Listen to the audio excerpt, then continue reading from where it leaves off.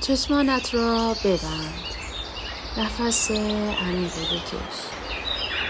بگذار هوای جنگل در درونت جریان پیدا کند.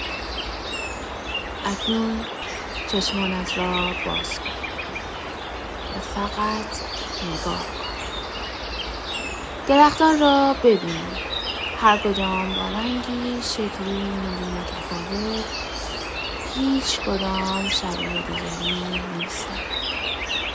اما همه با هم هماهنگی زیبایی می‌سازند.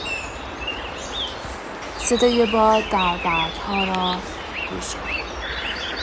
این صدا زبان سکوت زمین است.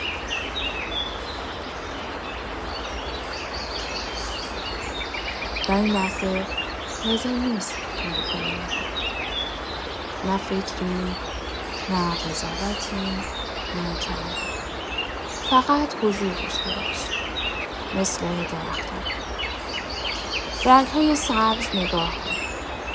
تیره، روشن، غنی.